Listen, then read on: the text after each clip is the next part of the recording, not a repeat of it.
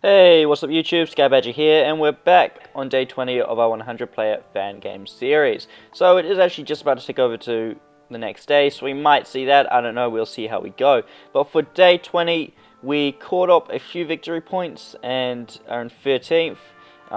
We're not going to jump up into the top 10 yet today, but in the coming days, I expect we'll definitely jump up around into top 5 even. So the reason for that is come to a little bit of a treaty, I guess, and finishing the war we're currently in. So before I move on to that, I'd just like to talk about the world's mightiest armies, and we've fallen down into 6th. So I'm going to lift my stuff out of that, and I'm going to get back to number 1 where I should be. Now, the reason I believe I have fallen down into 6th place is I have been trading a lot of troops and giving them to my allies to help win this war. So for instance, I've traded about 20 aircraft.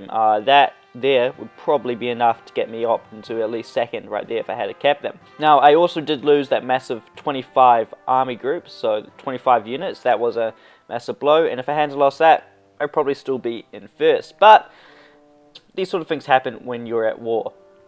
So currently at the moment, we've struck a deal with Alberta. We're going to cut up, divide his territories, kill his allies, and in exchange he gets a piece of his land. So basically how this came about to be is he was offering us a similar deal where we'd work together and we'd go after the other players in the game. But the thing was, we'd still be stuck down south with very little land. He'd still have his allies, and we'd still be a threat to each other, and it would just probably end up turning into a late game backstabbing fest when they turn on us, or we'd have to turn on them to end the game. So basically what we've been doing for the past 4 days is slowly pushing forwards, and it has taken its toll on both sides, on all of our economies, on troops. It has led to some very stressful late nights, but we have finally come out on top and gotten ourselves into a position where we can demand our own conditions. So that came with King's troops successfully completing a raid up and into the core territories. Now at this point we offered Alberta our conditions, which were pretty simple. He'd get to keep a small piece of land up here, which actually isn't that bad considering he'd be like only 100 victory points less than us, to be honest. So he's got a pretty good deal considering we basically defeated him.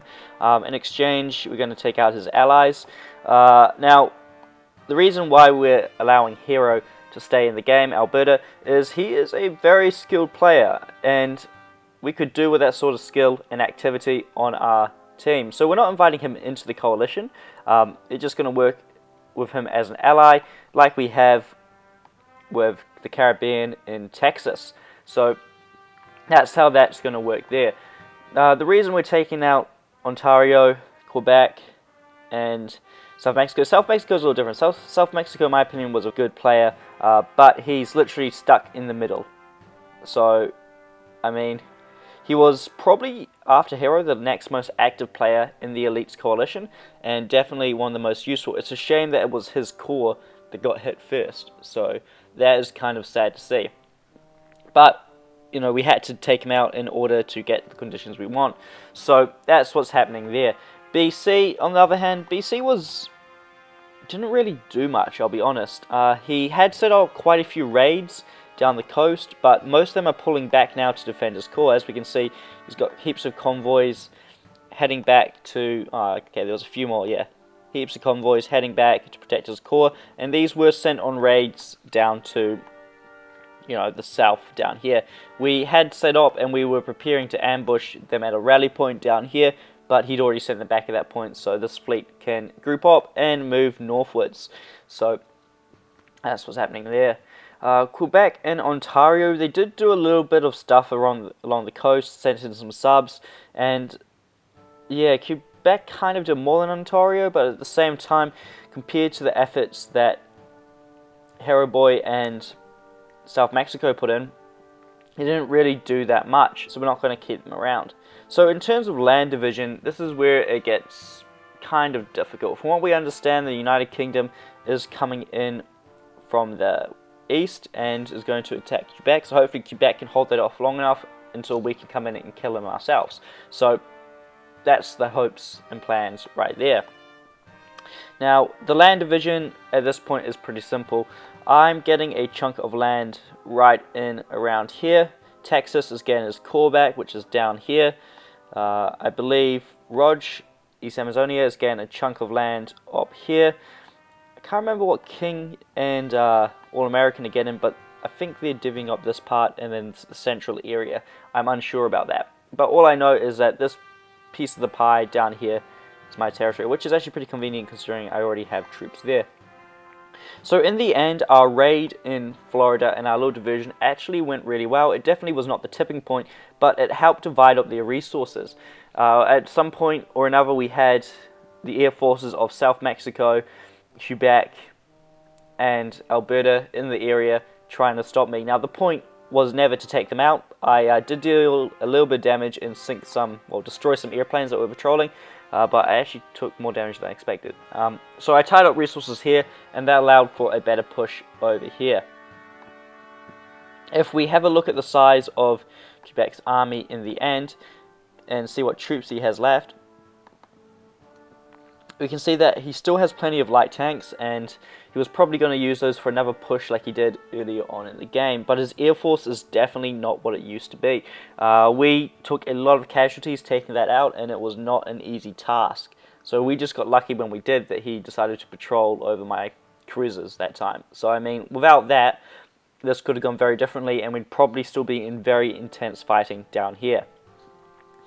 That managed to take out 50 odd aircraft, and that is a massive amount to replace. So one little mistake probably cost him the war, though he still didn't realize about these tanks up here, so they still would have gone into his core and done the damage. So it's hard to say, but things would have gone differently for sure. So that's what's happening up there. In terms of our economy at the moment and what we're building, we're not actually building all that much. We're focusing on capital ships at the moment. So we're producing carriers and battleships. Now we have finished our first battleship, which is somewhere down here. It's not being escorted at the moment, but we know there's no subs in the region, so we should be all sweet. So yeah, our first battleship, Excellence, is complete. It will be followed up with these two here, and they'll be completed by the end of the day. Once these two battleships here are done, I'm going to pop out another 2 more carriers. That'll give me another 3, and then 3 more battleships, and then I'll have 2 fully functional battle groups available. Now the reason why I'm only building those at the moment is they cost a lot of materials. They cost about 1,250 oil per pop, 4,000 metal, and a lot of goods as well as money. So that's what's happening there. In terms of research, we're working on our navy and just trying to get that up to spec. Once we control North America, it's going to be very hard to go anywhere without a navy, so we definitely need to work on that. We've also got commitments to build a subwall, and the subs that I did have protecting the canal, oh, I got 2 more available, are now being repurposed for the subwall around our coast. So that is slowly going back up, and once we get that up, we should be safe again. So we've had a good look at what's happening in North America and South America, so if we go around the rest of the world and see what's happening, should get a pretty good picture of what's up. So at this point, we do have our first Asian powerhouse, I believe, and that is this guy down here. He controls a lot of the east side of Russia and Asia, and he does not have much opposition. If we have a look, he does appear to have some allies, and I believe he is part of the Resistance Coalition, and the Resistance Coalition is actually doing pretty good. If we come into here, we can see that Resistance is the second biggest at the moment, but by the time we take over the elites, we will be the biggest then. So it'll be interesting to see how that comes out. So, ooh, got a sheer map from Indochina. I didn't realize that. So if we have a look what Indochina is at, considering he's given us a lovely shared map, we can see that he has hope there's no more of that. 8. Come on, dude. You're better than this. Don't lower yourself to these poor standards. Come on, you've made it this far and you're using militia. Come on. Come on, buddy. Also got a lovely looking sub-war by the looks of it. What's his subs at? Okay, it's pretty good. Does he have much of a navy at all? He's got some destroyers, pretty high level. He's got heaps of light tanks. If we have a look at how big his army is and see how many troops he's got, I think he might have a few more than us. Yeah, 148. If we compare that to ourselves, we probably still around 90 at the moment. Yeah, 90. So that's where we're at the moment. Obviously, if I had kept all my aircraft, it could be higher, but that's what it is. So he's doing pretty well down there by the looks of it. Although he doesn't have this border down here protected, so I'd suspect he's at good terms with National China and the United Kingdom. The United Kingdom, once again, has land everywhere, and yeah, is doing a pretty good job. If we come over into Europe, nothing much has changed. Europe has pretty much sailed now. There hasn't been fighting there for a while. But down in Africa, things are picking up again. Angola is at war with Italy, Yugoslavia, and Ethiopia. And they are slowly fighting it out and fighting for control. Angola had set up a good line up around here, but it appears as though his enemies have finally smashed through it. So that is kind of sad to see. Angola was looking pretty good. It'll be interesting to see what happens to Ethiopia once things do go south and once Angola is gone. So the last stop on our list is Australasia. New South Wales is still raging around New Zealand's core and dealing quite a lot of damage. I don't know what New Zealand's doing, but he's not doing much to help himself, to be honest. If we have a look, New South Wales looks like he's actually growing in the amount of troops he has. So that's pretty odd to see, which is kind of interesting. So yeah, it looks like New South Wales has more troops than he had before. So that's where they're at the moment. They're still fighting down there. Australia is pretty much settled. There's not much to say. And obviously there is a little bit of fighting here between Indochina and I believe that is Samarta. So how many aircraft does he have? Yeah, that's a pretty good sized air force. Yeah, so this looks like it's about to be a bad time for Sumatra.